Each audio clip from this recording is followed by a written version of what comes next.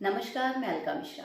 आज फिर आपके बीच हाजिर हूँ वाइश फाउंडेशन के रिफॉर्मिंग लाइफ चैनल पर डॉक्टर दीप्ति तिवारी के साथ। जो लोग हमारे बीच आज पहली बार जुड़ रहे हैं उनके लिए बता दूं कि डॉक्टर दीप्ति पेशे से डॉक्टर हैं और आपका एक 26 वर्षीय विशिष्ट बालक भी है। इसके अलावा 18 वर्षों का आपका अनुभव है एक विशेष स्कूल चलाने का। तो इस श्रृंखला में हम लोग विशेष बच्चों के अभिभावकों द्वारा पूछे गए प्रश्नों के उत्तर दे रहे हैं, जिसके उत्तर दे रही हैं डॉक्टर दीप्ति। तो आज फिर एक अभिभावक का प्रश्न लेकर मैं बैठी हूँ। तो इन्होंने पूछा है कि कभी कभी बुजुर्गों का और शुभचिंतकों द्वारा ये सलाह दी जाती है कि यदि बच्चा दुर्व्यवहार कर रहा है तो इसमें कोई चिंता की बात नहीं, क्योंकि अभी वो छोटा है, कल बड़ा हो जाएगा तो खुद ही ठीक हो जाएगा। ये बात कहाँ तक सच है? हाँ, ऐसा जो हमारे सो कॉल्ड नॉर्मल बच्चे होते हैं उनके साथ तो ये ठीक होता है, क्योंकि जैसे जैसे उनकी उम्र बढ़ती है, उनकी समझ बढ़ती है, वो सोशली अपने आप को अडेप्ट कर लेते हैं और जो उनको लगता है कि सोशली डिजायरेबल बिहेवियर है वो अपने उसको रखते हैं और बाकी बिहेवियर्स को धीमे धीमे छोड़ देते हैं। मगर जो हमारे ये स्पेशल नीड्स वाले बच्चे होते हैं या इंटेलेक्चुअली डिसेबल्ड बच्चे हैं, इनके अंदर ये सेल्फ डायरेक्शन की बहुत कमी होती है। अपनी सोच को दिशा देना या अपनी समझ को वक्त के हिसाब से या जगह के हिसाब से मॉडिफाई कर लेना, ये इनके लिए बहुत पॉसिबल नहीं हो पाता है जी। पॉसिबल होता भी है तो जो चीज़ एक सामान्य बच्चा 1 साल में सीखता है, इनको सीखने के लिए हो सकता है 5-6 साल लगे और तब तक चीज़ें काफ़ी बिगड़ जाती हैं। तो हमारे इन स्पेशल नीड्स बच्चों के साथ में तो ये चीज़ें नहीं चल पाती हैं। उनको हम जिस पल से भी हमको ये पता चलता है कि हमारा बच्चा थोड़ा सा स्पेशल है या इसके कुछ ज़रूरतें इसकी अलग हैं या इसको हमें स्पेशल केयर करनी पड़ेगी, तो हम उसके बिहेवियर का भी शुरू से ही अलग से ध्यान रखें, ये बहुत ज़रूरी है।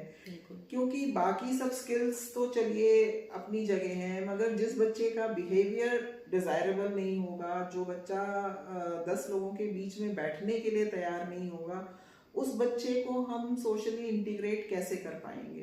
बिल्कुल। हम सभी ये सोशल इंटीग्रेशन का गोल लेकर चलते हैं जब हम इन बच्चों के साथ में वर्क करते हैं, तो बिना डिजायरेबल बिहेवियर्स के सोशल इंटीग्रेशन तो संभव ही नहीं है। तो सबसे पहली चीज है कि बच्चे का बिहेवियर छोटी उम्र से ही हमको मैनेज करके रखना है। और जो बच्चे हमारे ऑटिस्टिक होते हैं उनके साथ में तो समस्या और भी ज़्यादा होती है, क्योंकि एक तो बिहेवियरल प्रॉब्लम्स उनके अंदर बहुत ज़्यादा होती हैं, क्योंकि वो सेंसरी इश्यूज होते हैं। उनका जो समाज के साथ में कनेक्शन है वो बहुत पुअर होता है, वो दूसरों को देखकर सीख नहीं पाते हैं, तो उनके मन के अंदर जो आ रहा है बस वो जो चाह रहे हैं वही उनकी दुनिया है। बिल्कुल। तो एक तो ये परेशानी है। दूसरी ये परेशानी है कि उनके अंदर फिक्सेशंस बहुत होते हैं, जो चीज जिस तरह से जैसे करनी है वैसे ही करनी है। अगर उन्होंने किसी एक तरह से बिहेवियर सीख लिया कि इस काम को हम ऐसे ही करेंगे या यहाँ पर हम इसी तरह से बिहेव करेंगे, तो वो चीज सिखाने के लिए हमको मतलब उसको हटाकर और नया बिहेवियर सिखाने के लिए हमको बहुत ज्यादा 10 गुना ज्यादा शायद मेहनत करनी पड़ेगी, और फिर भी हो सकता है हम सफल ना हो पाए। तो हमारे स्पेशल नीड्स बच्चों के साथ में ये वाली बात तो बिल्कुल नहीं चल पाती है। हमको जब से भी ये समझ में आए कि हमारा बच्चा स्पेशल नीड्स बच्चा है, हम उसके बिहेवियर के लिए और उसके ओवरऑल डेवलपमेंट के लिए सजग रहकर, जागरूक रहकर, ऐसा नहीं है कि ये बहुत बड़ा मतलब बड़ा स्ट्रेसफुल चीज है, केवल माइंडफुल चीज है। बिल्कुल। कि हम जो कर रहे हैं, जहाँ पर बैठे हैं, वहीं पर हम अपना ध्यान लगाएं। अगर हमारे दिमाग में हमने ये सोच लिया है कि मान लीजिए कि हमारा बच्चा जो है अभी 2-3 साल का है और हम उसको टॉयलेट ट्रेनिंग कराना चाहते हैं, तो हम ये माइंडफुल रहे कि हमको हर 1 घंटे में या 1.5 घंटे में जो भी हमने अपना शेड्यूल बनाया है उसको लेकर जाना है। बहुत बड़ा काम नहीं है, मगर सिर्फ एक टास्क लेकर चले और धीमे धीमे सिखा लें। 2 महीने, 3 महीने, 6 महीने में बच्चा डेफिनेटली सीख जाता बिल्कुल, है। हमें ये नहीं सोचना कि वो बड़ा होके अपने आप टॉयलेट में जाना सीख लेगा। हाँ, तो आज हम उस चीज़ को एक्सेप्ट करते हैं। बहुत सारे पेरेंट्स की ये कंप्लेन होती है, जो अभी रिसेंटली जो चलन है, हम लोग जब छोटे थे तो डाइपर्स नहीं यूज किए जाते थे, मगर आजकल जो है बच्चा 6 साल का हो गया, 7 साल तो का भी हो गया, डायपर तो भी लगाया हुआ है। डाइपर पेरेंट्स यूज कर रहे हैं, क्योंकि वो बच्चा डाइपर का इतना कस्टम हो गया है। बाकी सारे फंक्शंस उसके बहुत अच्छे हैं, मगर क्योंकि पेरेंट्स ने डाइपर हटाकर उसकी टॉयलेट ट्रेनिंग नहीं कराई शुरू से, तो बच्चा डाइपर का कस्टम हो गया है। अब ये बहुत बड़ी प्रॉब्लम होती है, क्योंकि डाइपर एक तो एज के हिसाब से भाई साइज का नहीं मिलता है, रैशेस होते हैं, गर्मी है, और सबसे बड़ी बात है कि एबनॉर्मल है, एज अप्रोप्रिएट नहीं है।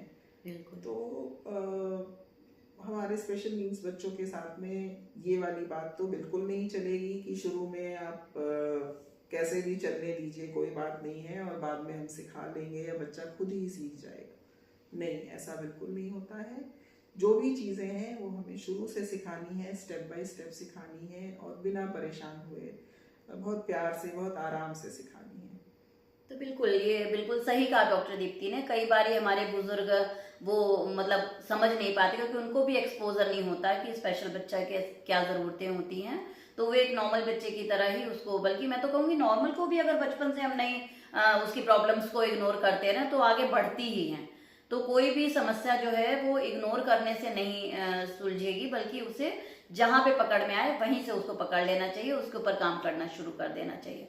बहुत बहुत धन्यवाद डॉक्टर दीप्ति। और जो लोग इस वीडियो को देख रहे हैं, मैं फिर उनसे ये निवेदन करना चाहूँगी कि आप लोग इस वीडियो को लाइक करें, चैनल को सब्सक्राइब करें, और इस वीडियो को दूर तक ले जाकर हमारी मुहिम के साथ जुड़ें, ताकि इस तरह के कोई भी अभिभावक हैं जिनके मन में द्वंद्व चल रहे हैं और वो बहुत सारे सवाल उमड़ घुमड़ रहे हैं, तो उनके उत्तर उनको मिल सकें। तो इस तरह आप हमारे सहयोगी बन सकते हैं। तो आशा करती हूँ कि आप हमारा सहयोग लगातार इसी प्रकार जारी रखेंगे। बहुत बहुत धन्यवाद। नमस्कार।